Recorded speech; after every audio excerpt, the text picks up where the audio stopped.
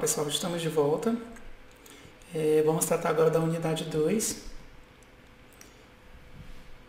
E eu espero que vocês consigam compreender e absorver o máximo possível do conteúdo. Vamos lá. Na unidade 2, iremos tratar conexões ponto a ponto, Firm Relay, conversão de endereço de rede, IP versão 4, soluções de banda larga. Os objetivos: conhecer os principais conceitos sobre conexão ponto a ponto, Firm Relay, aprender sobre a conversão de endereço de rede IP versão 4 e conhecer algumas soluções em banda larga. Bem, o que concerne a conexão ponto a ponto. A conexão ponto a ponto nada mais é do que o estabelecimento de conexão entre um ponto e outro, sem ter intermediários, ou seja, é uma ligação direta estabelecendo uma ponte entre organizações, instituições, né?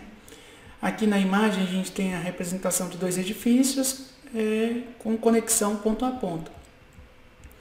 O principal objetivo desse tipo de conexão é o compartilhamento de recursos e serviços, né?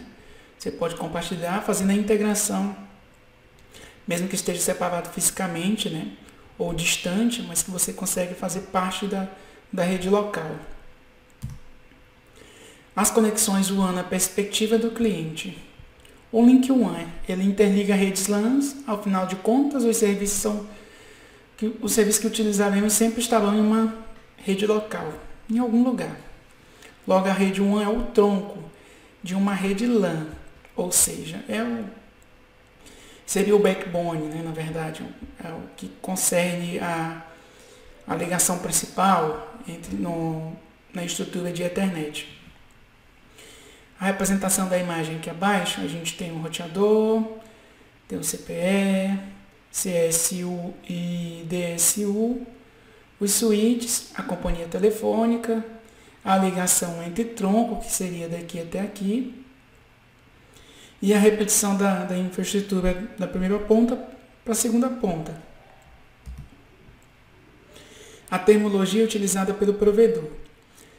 O CSU e DSU é a unidade de serviço de canal e unidade de serviço de dados. São os equipamentos nos quais os roteadores são interligados. São esse aqui, ó, o roteador interligado, e ele está interligado a esse equipamento.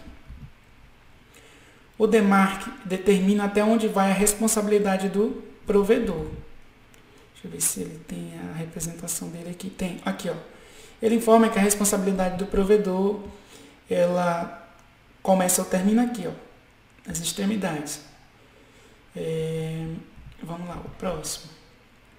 O escritório central, ou central office, local onde o provedor instala os dispositivos de sua rede, a sua infraestrutura de rede, que seria a sala de equipamentos, né? O switch 1 é o equipamento do provedor e o CPE é o equipamento de instalação do cliente. É Customer Premises Equipment. É referente aos dispositivos que ficam no escritório do cliente. Onde fica a sala de entrada, né? Entry Facilities, ou entrada de telecomunicações, como é apresentado numa estrutura de cabeamento estruturado.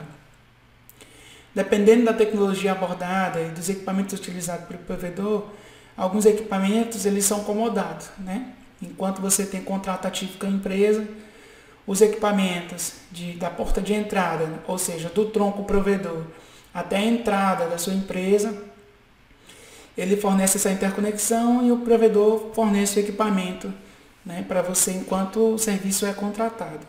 Encerrou o contrato, eles levam o equipamento. Os padrões de cabeamento ao WAN. Aqui, ó, eu tenho os padrões de conexão, que faz a interconexão dos equipamentos. O mais comum é o cabo Cisco, EIA e TIA, a versão 232. Tem o EIA TIA 232, o EIA TIA 449, a versão V35, o X21 e o 530. E esse aqui é a conexão mais comum que tem, que é para ligar os equipamentos. Conexão dos equipamentos, seja ele terminal, ou para conexão de switch e conexão entre os servidores. Entre os equipamentos e os roteadores também. Outro tipo de tecnologia que implementa a conexão ponto a ponta é o WiMAX, que é uma evolução do Wireless Fidelity, ou do Wi-Fi, né? Que é uma aliança, na verdade. O Wi-Fi é uma aliança que se estabeleceu para que os equipamentos sigam uma orientação e que eles possam se comunicar entre si, independente do fabricante, independente da marca. É um padrão de tecnologia de acesso sem fio, conhecido como IEEE 802.16, sendo baseado no WMAN.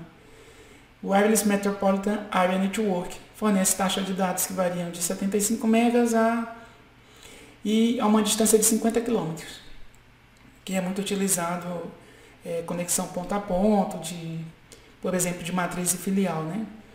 E aqui tem uma representação gráfica dessa situação. O cliente, o cluster onde fica instalada as antenas e as estações clientes já direcionadas com conexão ponto a ponto. O Frame Relay é um exemplo de tecnologia de comutação de pacote. As redes de comutação de pacote permitem que estações finais compartilhem dinamicamente o meio da rede e a largura de banda disponível. Um conjunto de protocolos da camada 2. Enquanto o X25 ele fornece serviço na camada 3, que é a camada de rede. Isso permite que o Frame Relay ofereça um maior desempenho e maior eficiência na transmissão do que o X25. Porque o X25 tem mais uma camada a mais, tem mais uma camada que precisa de tratamento, que precisa de gerenciamento, então é uma demanda maior, né? Então ele acaba ficando mais pesado, a grosso modo. O Frame Relay torna-se mais adequado para as aplicações WANs atuais, tais como a interconexão LAN, né? Utilizar o WAN, que é de longa distância, para fazer a interconexão com as redes locais, de um ponto, né? De um edifício, de um campus. Os dispositivos conectados ao WAN Frame Relay pertencem a uma das camadas de categorias gerais, que é o equipamento terminal de dados, que é o DTE, e o equipamento terminal de circuito, que é o DCE. Os DTEs geralmente são considerados equipamentos terminais para uma determinada rede e são tipicamente localizados nas estações de cliente. Na verdade, eles podem ser de propriedade do cliente. O cliente pode adquirir, mas há situações que ele pode ser comodato, tá? Ou seja, ele é da operadora, mas cedido a você enquanto tem a concessão de contrato. Os DCE são dispositivos de interconexão de rede de propriedade da operadora e a finalidade do equipamento DCE é proporcionar temporização e comutação de dados. Aí tem uma representação gráfica dessa estrutura, o DTE, o link de acesso, o DCE na outra ponta, o link de acesso e o DTE. A ligação entre o dispositivo DTE e o dispositivo DCE consiste em um componente de camada física e um componente de camada de ligação. Uma das especificações da interface da camada física mais comumente utilizada é o padrão, né, de comunicação RS-232. Quanto aos circuitos virtuais Frame Relay, a transferência de dados de redes Frame Relay ocorre usando um dos seguintes tipos de conexões. São os circuitos virtuais comutados, que é o CVCS, são conexões temporárias criadas para cada transferência de dado, que são terminadas logo quando conclui a transmissão. Encerrou a transmissão, ele encerra o circuito virtual. E o circuito virtual permanente, que é o PVC, que são conexões permanentes, ou seja, tem uma rota fixa para a transmissão de dados. Quanto à conversão de endereçamento de rede IP, a gente tem a seguinte estrutura. Aqui a gente já vai tratar do endereço IP. A divisão do IP. Ele é um conjunto de octetos, tem uma estrutura hierárquica de 32 bits, são divididos em 4 octetos. Então, um octeto seguido de ponto, um octeto seguido de ponto, outro octeto seguido de ponto e o último octeto seguido de ponto. Uma faixa é classificada para proporção de rede e outra faixa para proporção de host. E assim a estrutura e a divisão do endereço IP. Parte rede, parte host. Aqui eu tenho a representação da máscara padrão, seguindo as classes de endereço A, B e C. Eu tenho 255.0.0.0 para a classe A, 255.255.0.0 para B e 255.255.255.0 para a classe C.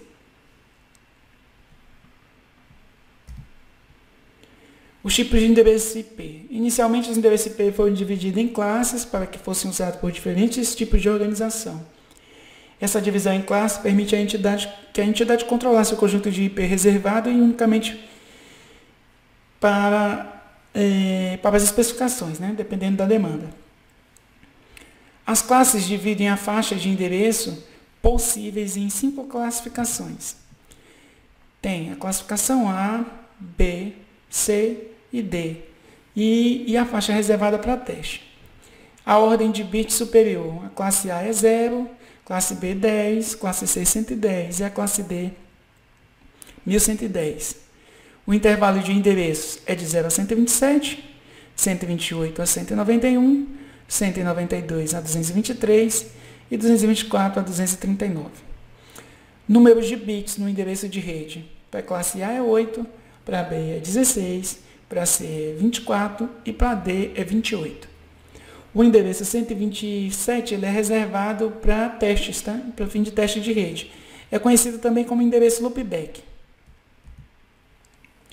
Aqui eu tenho a representação da interface de rede, com endereço interno e endereços externos. 192.168.1.1 para a rede interna. Aqui tem um endereço IP diferente, né, que é para a rede interna, para a rede externa, o provedor de serviço e também compreende essa faixa também para a rede externa. Eu já tenho a classe de IPv4 com a máscara de rede, aqui eu tenho mais detalhado, tá, pessoal? A classe A, B, C, D e E. Tem um início e tem um fim. A classe A inicia de 1.0.0.0, vai até 126.255.255.255. A máscara padrão é a 255. A notação dos CDR é de 8. E o número de endereços de rede é de 16.777.216 hosts. Ó, gente, esse é um número bem significativo. É uma classe que tem um número de rede muito alto. E a cada nível da classe, ele vai classificando a quantidade de endereços por rede, né? Número de endereços de redes por rede. Para o B, 65.536, para a classe C, que é 256 redes. A D e a D é destinada para multicast e a outra ficou para uso futuro. As classes de endereço privado compreendem a A, B e a C. Nessa tem uma representação mais detalhada de cada subrede, tá? O número de subrede, o número de host por subrede, que é muito importante para saber a quantidade, né? Só que tem alguns equipamentos que ele não entende a notação, tá? A máscara CDR. Porque, por exemplo, se você colocar lá para um gateway, ele vai pedir o número do gateway, que é o número de saída. /8, ele não entende. Aí você tem que colocar realmente a notação decimal dele. Aí por isso que é importante ter conhecimento da conversão. Que a gente vai ver uma parte conceitual e para a aula, no nosso encontro, a gente reserva para realizar alguns exercícios práticos. A faixa de 10.000 a 10.255.255, ele tem a máscara padrão de subrede, tem a anotação dele, o número de rede e a quantidade de host. Aqui para a máscara 16, a quantidade de rede, a quantidade de host. Então, ó, de 16 a 23, a quantidade de redes e a quantidade de dispositivos, ou seja, a quantidade de máquinas que é possível nessas faixas de rede. A subdivisão da classe C é muito utilizada, que é a 192, 168, né? Aí você faz um aproveitamento melhor quando utiliza o cálculo de subrede. Eu tenho barra 24, 25, barra 26, 27, 28, 29 e 30. A quantidade de subredes, de dispositivos, né? Por subrede. Número de redes, uma rede com 254 rushes, com duas redes, que é o barra 25, com 126, com 4, com 62, com 8, com 30, e aí as demais notações.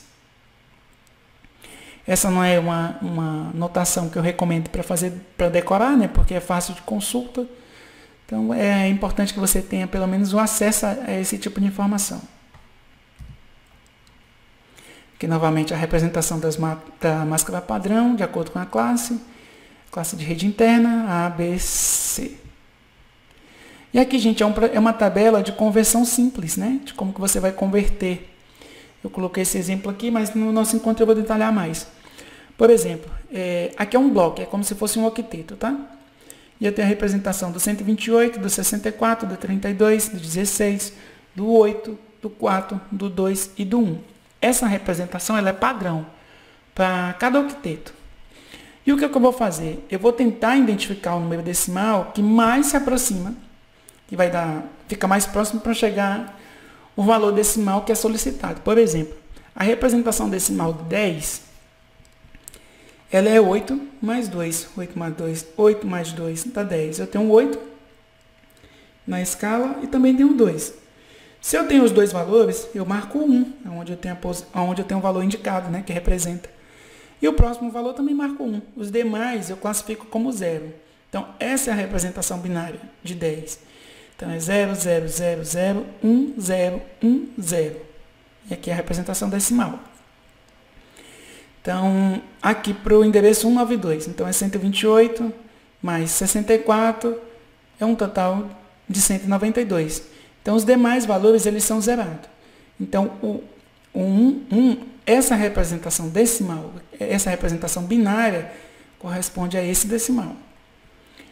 E o valor 168, né? Decimal de 168. Então, 128 mais 32 mais 8. Coloco 0 nos demais valores e essa é a representação binária de 168.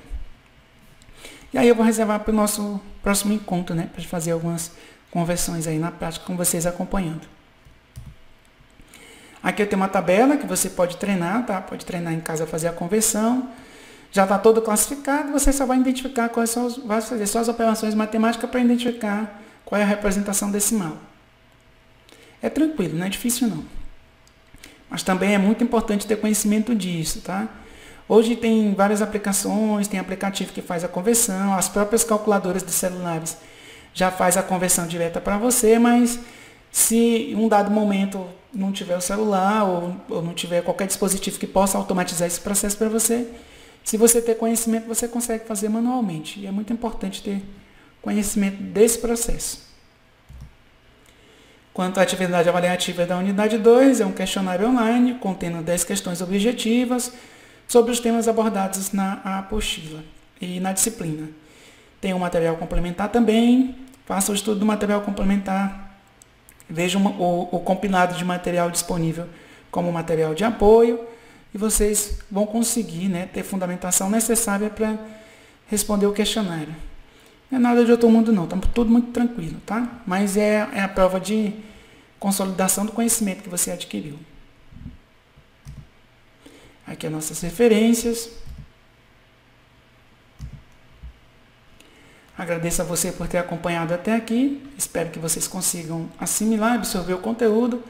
Lembrando, pessoal, que todo o conteúdo que é apresentado nas disciplinas são conteúdos norteadores, né? Você tem que se aprofundar, tem que fazer uma pesquisa mais aprofundada, né? Buscar novas literaturas para consolidar a construção do conhecimento, tá? Se você quer ser um profissional de excelência, um profissional que tenha uma diferença em meio aos demais do mercado, realmente tem que se dedicar. Desejo a todos vocês boa sorte, bons estudos e até o nosso próximo encontro. Até mais.